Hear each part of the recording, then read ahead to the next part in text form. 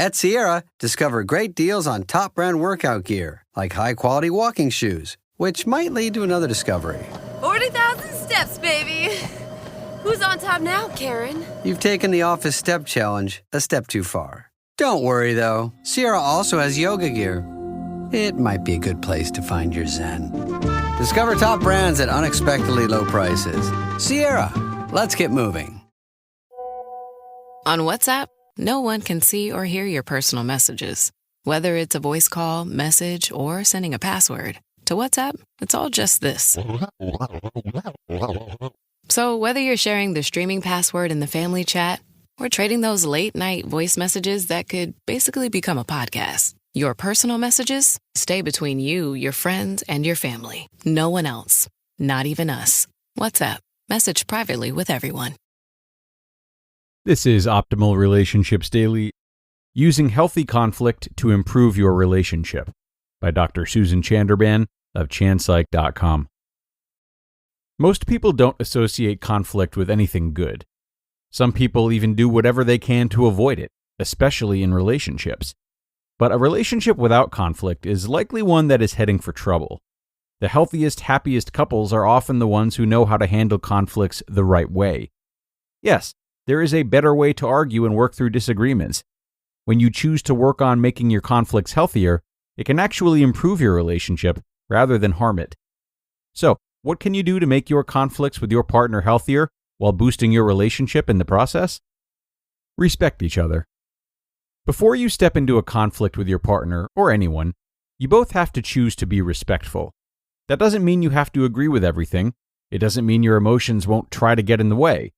However, it does mean that no matter what is said, you'll agree to treat your partner with the respect they deserve.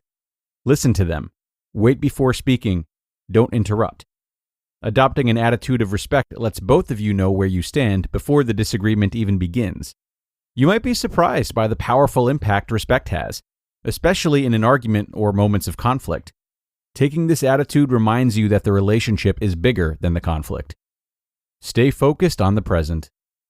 One of the biggest mistakes couples make when disagreeing is bringing up past hurts. Those tend to sting, especially if you've previously told your partner that they're forgiven, or vice versa. Bringing old arguments into a new conversation won't get you anywhere. It will drag out the existing conflict and turn what might be a small disagreement into a much larger argument. Stay focused on the present. Only talk about the issue at hand. If there are other unresolved issues within your relationship, bring them up at a different time and agree to talk about them as a couple. Don't wait until you're already in an area of conflict to start bringing up old issues. Stay focused on specific behaviors and their impact. Stay away from always and never when talking to your partner. These words put people on the defensive. Often they either escalate conflicts or people shut down when they hear them. Focus on specific behaviors and how they landed for you. Talk about words or actions and how you felt. When X happened, I felt blank. Don't engage in mind reading. The truth is you don't know what your partner intended by their words or actions. Convey clearly how the words or actions came across for you. What did the action or words mean to you? How did you feel? Often, our go-to emotion is anger or frustration when our partners don't behave how we want them to. That's valid, but try to pause and reflect about what's underneath the anger. Did you feel hurt? Inadequate? Share that feeling with your partner. It's often easier for our partners to hear our more vulnerable feelings than when we lash out in anger. And be open to hearing your partner's perspective about what they actually meant to say or do. Remember, to be effective in conflict, you need to have a good faith assumption that your partner cares for the other and wants the best for the other. If each of you has this good faith assumption, then it's easier to view the hurtful behavior as due to misunderstanding or lack of knowledge, rather than something your partner did intentionally to hurt you. That's a big ask, especially when you feel hurt and angry. But a huge part of making it through tough conflicts with your partner is making a commitment to keeping this mindset. Be an active listener. In addition to respecting your partner throughout your conversation, make sure you're truly listening. That requires more than just hearing what they have to say. Being an active listener means understanding what they say too. Look them in the eye, nod, use nonverbal cues to let them know you're paying attention, And don't hesitate to ask questions for clarification. Often when we listen, we focus a lot on content. You said, you did, this happened, etc., and have a hard time hearing the underlying emotions our partner is trying to express. Instead, listen for your partner's feelings. Listen for what things mean to your partner and how things impact them.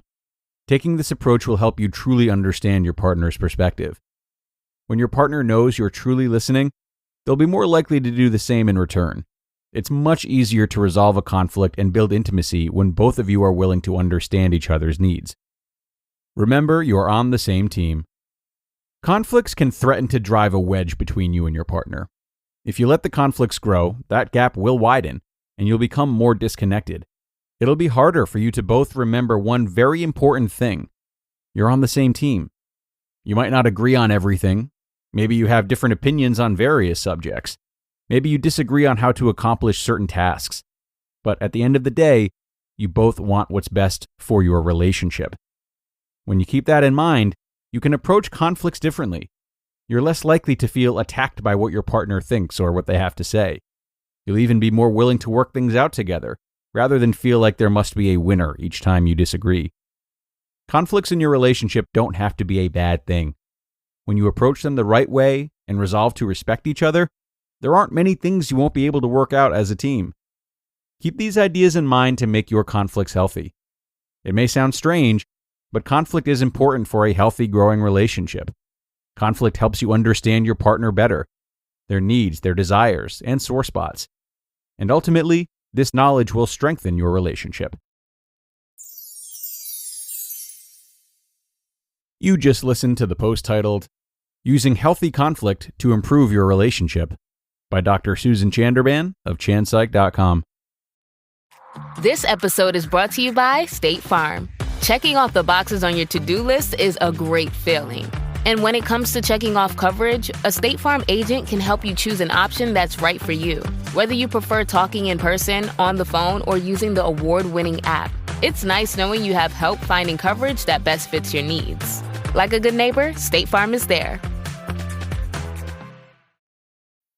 Are you ready to dairy-free your mind? This summer, melt away your dairy-free expectations with So Delicious dairy-free frozen desserts. Enjoy mind-blowing flavors like salted caramel cluster, chocolate cookies and cream, cookie dough, and more. For over 35 years, So Delicious has been cranking up the flavor with show-stopping products that are 100% dairy-free, certified vegan by Vegan Action, and are so unbelievably creamy, your taste buds will do a double take. Dairy-free your mind. Visit SoDeliciousDairyFree.com. And thanks so much to Dr. Susan for this one, a post that I sure hope helps couples to look at arguing in a new light.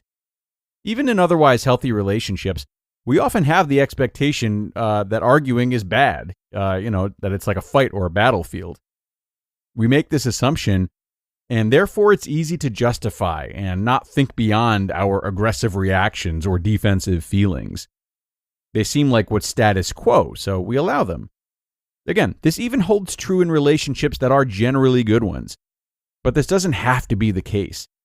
Although arguing may be hard to avoid altogether, that doesn't mean it has to be, or that it's an excusable means of lashing out when it does happen. Combative arguments don't need to be brushed off as normal. Instead, let arguments be normal, but choose to focus on their quality more so than their quantity. And if that's hard for you, then you might ask a separate question of where this resentment comes from and why you feel you just have to hold on to it and wait until a disagreement to express it. Certainly, that's not an ideal way of approaching conflict, and it might address poor relationship health that, again, you just wrote off as normal up until now. So think about how you tend to address conflict, why that might be, and if implementing some of Dr. Susan's ideas today could be helpful for you. That's going to bring us to the end, though, everybody. Once again, I thank you for being here and listening until the end. We could not do this without you. So have a terrific rest of your day, and I'll talk to you again tomorrow, where your optimal life awaits.